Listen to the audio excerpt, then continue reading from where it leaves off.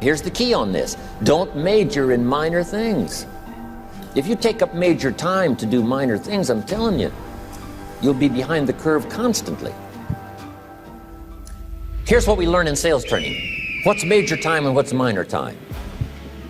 Here's minor time, thinking about prospects. Here's minor time, making lists of prospects.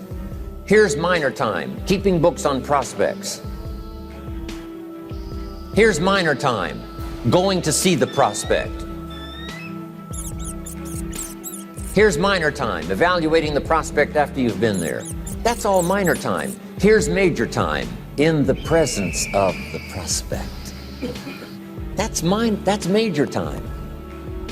And if you took a look, if you're in sales and you took a look at a week, you'd say, my gosh, I'm spending 90% of my time on the minor stuff and so little time on the major stuff in the presence of. How many hours in the presence of in my day? How many hours in the presence of during my sales week? Because the time that really counts is in the presence of.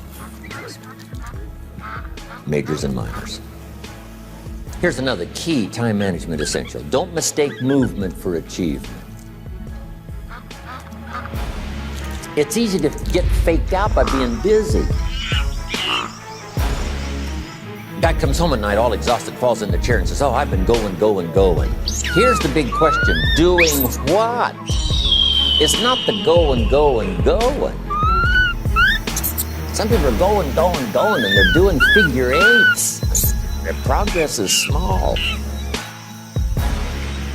So don't mistake movement for achievement. Here's another one in sales we learned. Don't mistake courtesy for consent.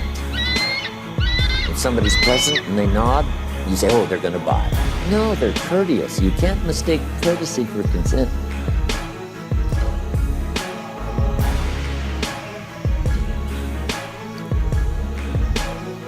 Now here's a big one, concentration. I had to learn this. All those years ago, I'm in the shower trying to compose a letter. Found it turns out to be a strange letter. So here's what I learned to do. Save the work till you get to the office. Save the work till you get to the work. Don't try to get to the office on the way to work. On the way to work, enjoy the way. In the shower, enjoy the shower. Then go to work when you get to work. I found this to be helpful. Concentration. Here's another big one. Learn to say no. I'm telling you, in such a social society we have now, it's so easy to try to be a nice person, saying yes to everything. Find yourself overloaded. Now you got to call and make the, well, gosh, you know, all the time it takes to back out of something that you said yes to too quickly. Here's what might be better. I don't think so, but if that changes, I'll call you. Little things you can use not to overcommit yourself. My friend Ron Reynolds says, don't let your mouth overload your back. It's a good one. Now here's a big one on time management. When you work, when you play, don't mix the two. Don't work and play. I used to take my family to the beach and I would bring my briefcase.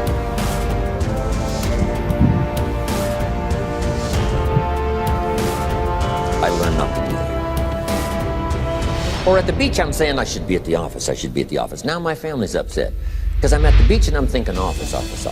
Now when I'm at the office, I'm thinking, well, backing up. I gotta get my family to the beach. Oh my.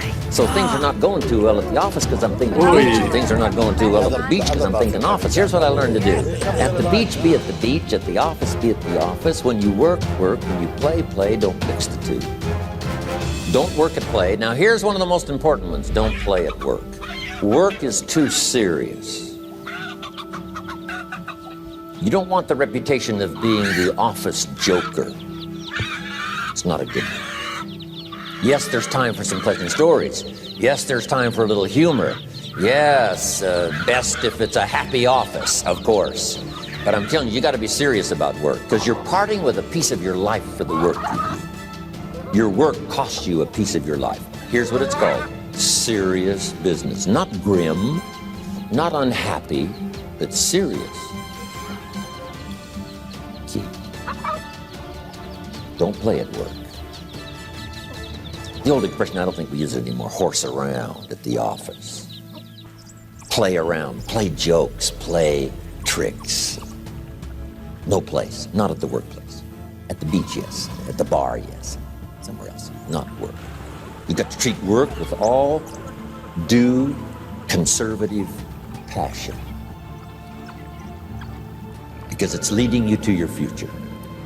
Here's another key phrase: all work is good. Oh my God! You may not like your job, but if it's the stepping stones to get you to where you want to go, you got to appreciate your job. You don't have to have a passion for your job.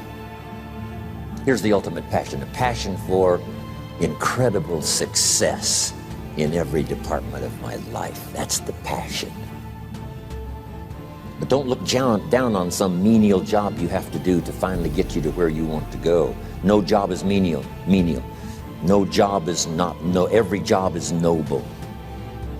Training life for pay, making a contribution to society. Next, analyze how you are. And if you have some weaknesses, if you can't, doesn't seem like you can change, here's the key: get it covered. I used to keep promising myself I'd keep the books, keep the books, keep the books. Finally, I gave that up. And back then, it only took me an extra $50, $60 a month for some accountant to keep the books. I said, no, I'm going to save the $50.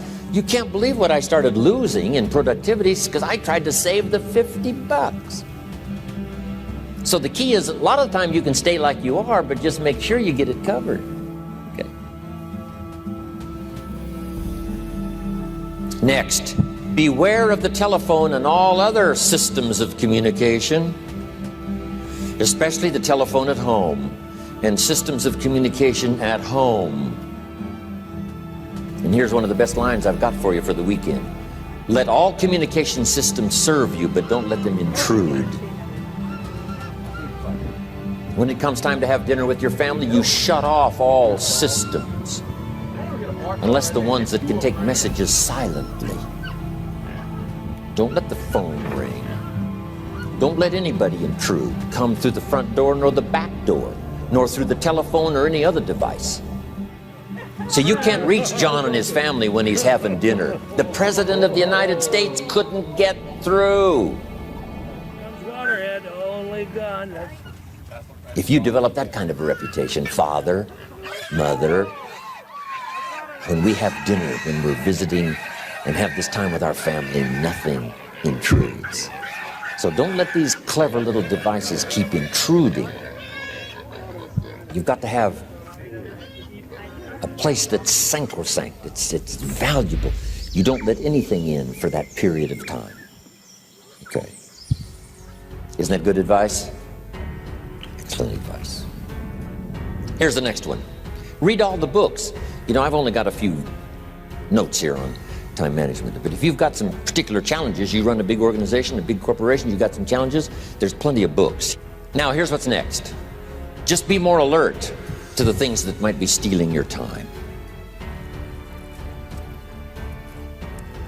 Here's why. Time is like capital. You can't let someone steal your seed corn, you can't let someone steal your capital, and you can't let someone steal your time.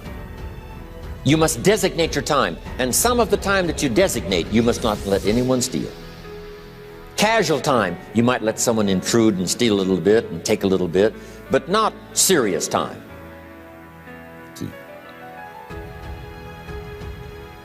Next, one of the great time management savers is to learn to ask questions up front. Sometimes you talk to somebody for an hour, and then you ask questions and find out if you would have asked those questions up front, you could have saved yourself an hour. Asking questions up front helps you to get to the problem now. But if you just launch into some discourse, you might waste 30 minutes, waste an hour, when here's what you should have been talking about. After you finished an hour, you say, John, what's really the problem? He said, well, it's something personal. See, that's what you should have been talking about this whole hour. Key. Next, learn to think on paper. Now we're going to take a break. Some ways to think on paper. One, we've covered one.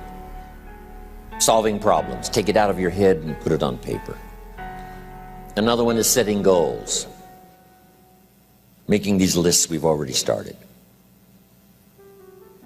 Here's another good way to think on paper. It's a projects book. Each person you're working with and each project you're working on, get a loose leaf binder and a tab and some pieces of paper behind the tab, and do a little continual summary of how it's going between you and that person and between you and that project. I call it a projects book. It is so useful to me.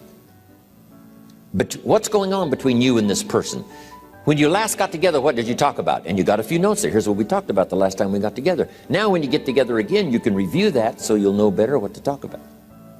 When the president gets ready to travel and he's going to meet some important people, guess what they bring him? All these briefing books.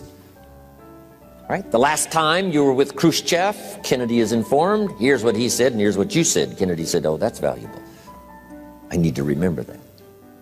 If a person is important, it's worth a little running account. You might even have a projects book for your children.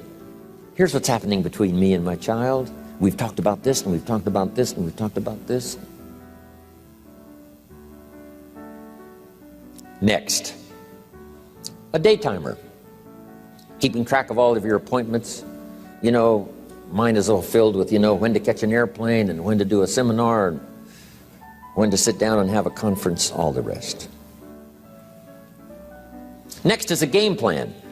You know, if you've got a house and the, insurance is going to come due and some other things are going to come due, you just put it on a spreadsheet and make sure it's taken care of. Key phrase, take things out of your head and put them on paper. And the key is to just experiment with different ways that helps you to do that. Now here's the last one, thinking on paper, and that's to keep a journal. One of the things I'm known for around the world, have been now for 39, 40 years, is keeping a journal. Now my journal is not a, it's not necessarily it's not like a diary. It might be part diary. I'm flying over Ireland and I write down a few little things that impress me. Today I met this person. Wow, what an extraordinary event. Today I conducted this seminar in Rome. 1,000 people stood up and sang for me. I've got a little bit of a diary in there. But here's what primarily your journal is for. Collecting good ideas. A journal is to collect good ideas on your health, good ideas for your business, good ideas for your future, good ideas for time management. Because I used to take notes on pieces of paper and torn off corners and backs of old envelopes and restaurant placemats. And I threw all this stuff in a drawer.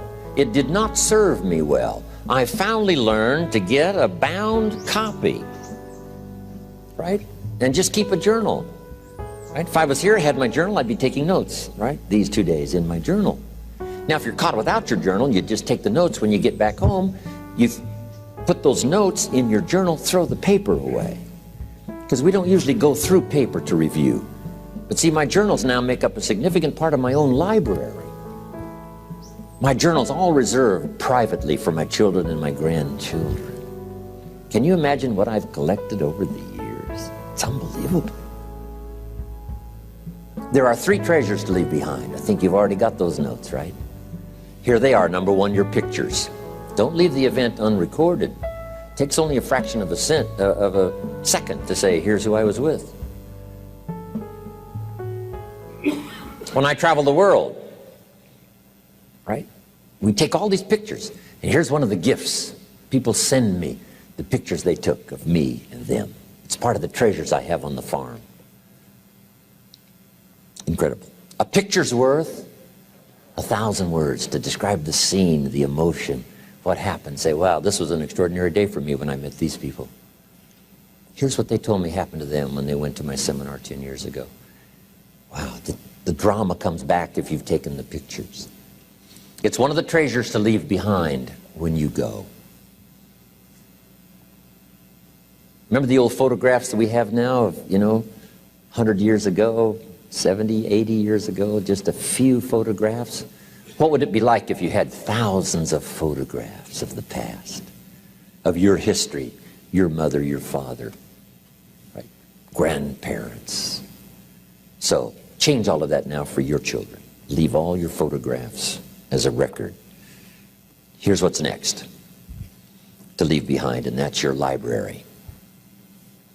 The books that changed your life, the books that changed your health, the books that rescued you from oblivion, the books that you passed on to other people, they were so exciting for you, the books that made you financially independent, the books that developed your leadership, the books that gave you wisdom to ponder when things were tough, the books that got you through the winter, the books that helped you to plant in the spring and harvest in the fall.